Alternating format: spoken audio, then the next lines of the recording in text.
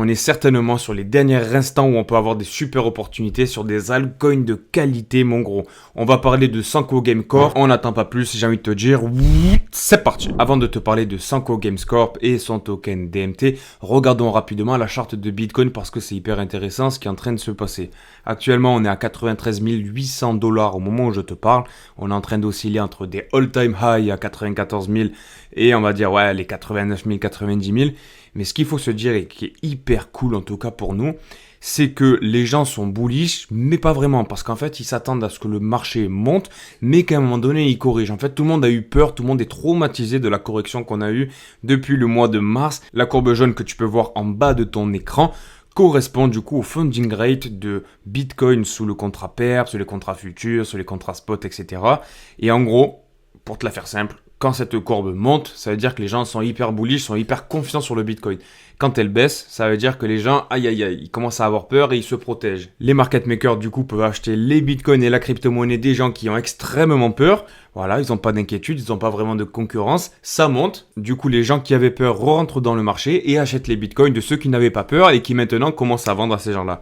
Donc, grosso modo, il faut toujours aller à contre-courant. Et ce que je suis en train de te montrer là, c'est que oui, quand ça monte, on a vraiment une augmentation des funding rates, mais il suffit d'une toute petite correction pour faire flipper tout le monde. Et ça, c'est vraiment bullish parce que ça veut dire que les gens ne s'attendent pas à avoir un bitcoin à 100 000 $. Donc écoute, je suis pas le mec qui va te dire on va monter directement en ligne droite jusqu'à 130 000, 150 000 $. Non, il y aura des corrections et d'ailleurs on va jouer avec ça et on va prendre des bénéfices pour être meilleur que les autres investisseurs. Mais lorsque tu vois ce genre de charte, tu comprends bien que les traders sont plutôt peureux et c'est plutôt intéressant pour le marché, du moins pour nos portefeuilles spot. Tu vois, il est encore en train de corriger. En même temps que je te parle, les funding rates sont en train de baisser, c'est pour te dire. Et pourtant, on est à 94 000, on est à deux doigts de toucher les 100 000 $ sur le Bitcoin, mon gros. De la même manière, avant de te parler du projet hyper qualitatif de DMT, on va parler rapidos des insights sur Ethereum. Dans un premier temps, ce qu'on peut voir, c'est pour les utilisateurs monthly, donc en fait le nombre d'utilisateurs de la blockchain d'Ethereum par mois.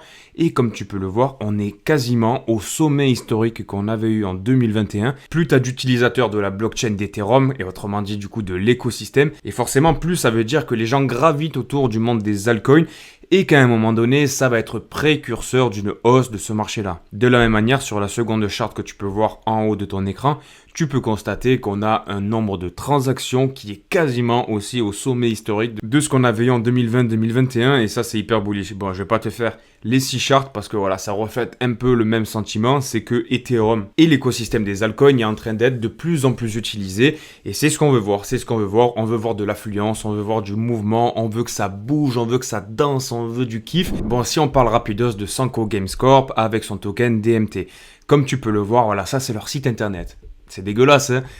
Je suis d'accord avec toi, gros. C'est des développeurs, c'est des techos, les mecs qui connaissent pas le marketing, qui connaissent pas la communication. C'est un petit projet, il n'y a même pas 50 millions de market cap et ils ont fait un travail de malade mental avec quasiment pas d'argent. Et ça, c'est super fou.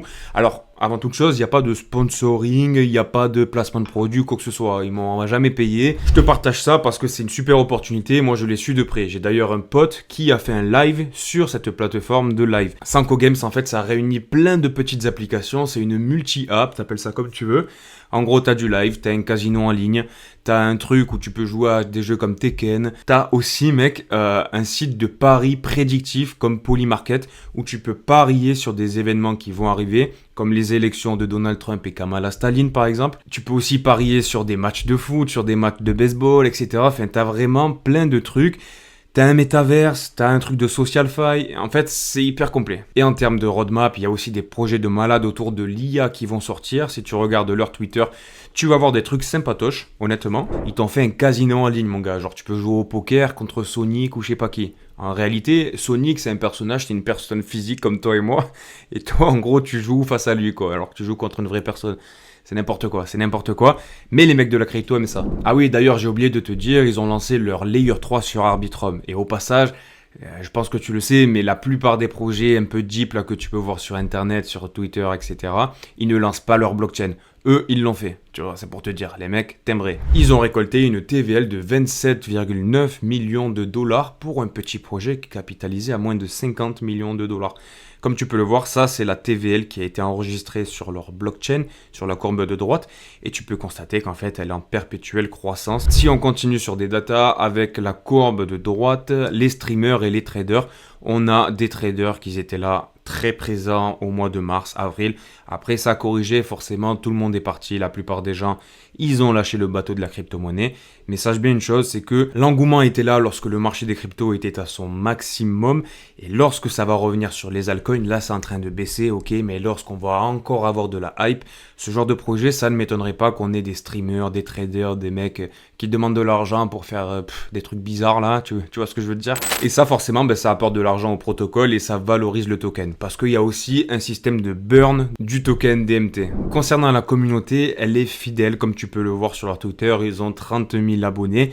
C'est pas énorme pour le monde de la crypto, sauf que là, ce qu'on peut constater avec Sanko Games Corp, c'est que eux, ils ont une vraie communauté. On a l'impression, peut-être qu'ils en ont acheté un petit peu, mais les followers, voilà, ils sont quand même présents. On a de l'impression sur leurs tweets, 1000 vues, tu vois.